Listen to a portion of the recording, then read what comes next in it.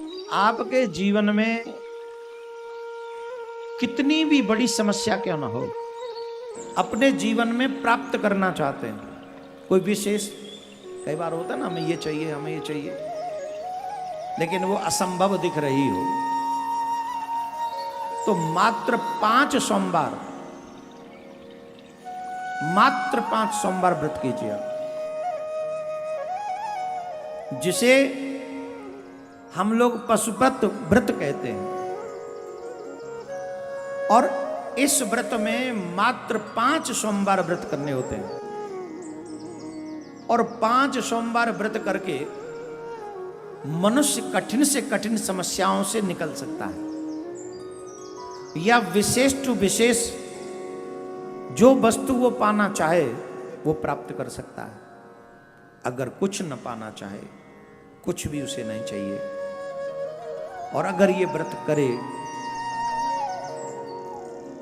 तो वो अपने आराध्य की दृढ़ भक्ति भी प्राप्त कर सकता है, अपने इष्ट की भक्ति, दृढ़ भक्ति प्राप्त कर सकता है। लेकिन इस व्रत को करना कैसे चाहिए, वो विधान सही होना चाहिए आपका, आ रहे हैं इसमें। तो हम और आप नेक्स्ट सोमवार से जिनको भी पशुपति व्रत रखना हो, इस सोमवार से वो व्रत कर सकते हैं, और एक व्रत श्रावण के बाद सोमवार का होगा, उसे आप कर सकते हैं। पशुपति व्रत करने के लिए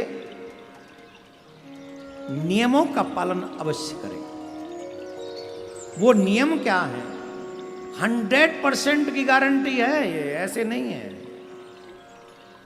जो इन नियमों के साथ 5 सोमवार का व्रत करे, श्रावण के 4 हो जाएंगे इस बार, और एक आगा, उसे आगे का अगला रख लें, 5 हो जाएंगे।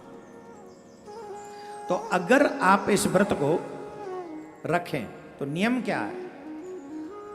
नियम के साथ आपको ये व्रत रखना है। सबसे पहली बात है, जिस दिन आप ये व्रत करें,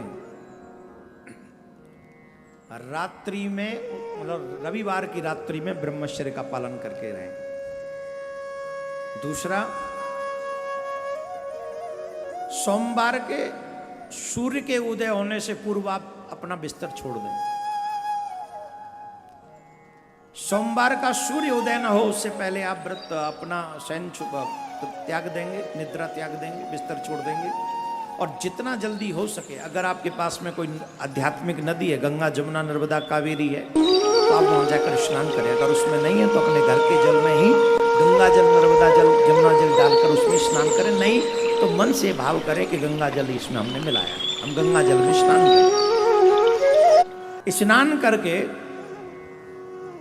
हमको भगवान भोलेनाथ के मंदिर जाना चाहिए। एक पूजा की थाली बनाएं, पूजा की थाली ले जाकर उसमें सारी सामग्री होनी चाहिए जो भगवान शंकर को प्रिय है, भगवान को विशेषता प्रिय है। समी पत्र, बेलपत्र, धतूरा, भांग, भस्म, मंदार पुष्प, पंचामृत, दूध, दही, शक्कर, शहद, घी, कोई मिष्ठान अपने घर से ही बनाए, ये ध्यान रखिए। तो सोमवार में ये प्रयास करें कि हम लोग अपने घर में ही मिठाई बनाएं, कोई भी मिष्ठान बनाएं और उसको थाली में रखकर ले जाएं। और ये सारी वस्तुएं ले जाकर भगवान के मंदिर में पहुंचे, शिव जी के में, शिव जी के मंदिर में पहुंचकर एक दीपक ले जाएं, सुबह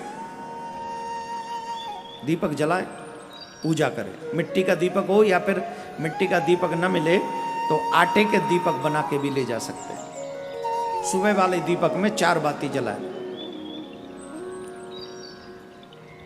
उसके बाद उस भोग के बाबा भोलेनाथ को भोग लगा दें, पूजा करें, अभिषेक करें, बेलपत्र चढ़ाएं, धतूरा चढ़ाएं, भांग चढ़ाएं, मंदार चढ़ाएं, सब चढ़ाएं, जो आपको मैंने बताई लिस्ट वो सब ले जाएं, वो सब बाबा को एक एक करके चढ़ाएं। कोशिश करें 108 बेलपत्र ले जाएं, जिस पे या तो नमः शिवाय लिखा हो या राम नाम लिखा हो। सोमवार को ऐसा मान्यता है कि बेलपत्र नहीं तोड़ना चाहिए, तो इसके लिए रविवार को ही शाम को तोड़ लें, सुबह उसका प्रक्षालन करके वो चढ़ाए जा सकते हैं। शाम को फिर पूजन करें प्रदोष के समय, और इस बार सारी सामग्री ले जाने के साथ साथ 6 दीपक लेके जाएंगे। कितने? 5 दीपक शिव जी के मंदिर में चढ़ेंगे और 1 दीपक वापस थाली में आएगा।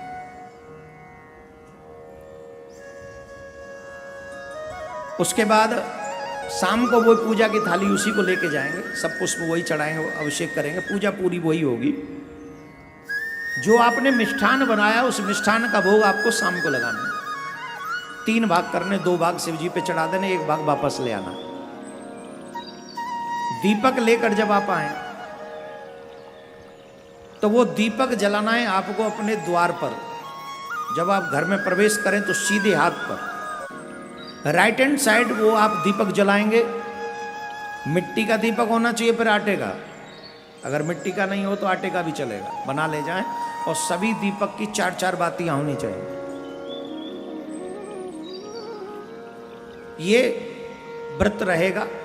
और वो जो प्रसाद 1 भाग आप लेकर आए हैं, वो प्रसाद दीपक जलाकर घर के बाहर शिव जी को प्रणाम करके, नमन करके, फिर वो प्रसाद आप ग्रहण करें। उसके बाद आप शाम को भोजन भी कर सकते हैं, लेकिन उसमें नमक नहीं होना चाहिए।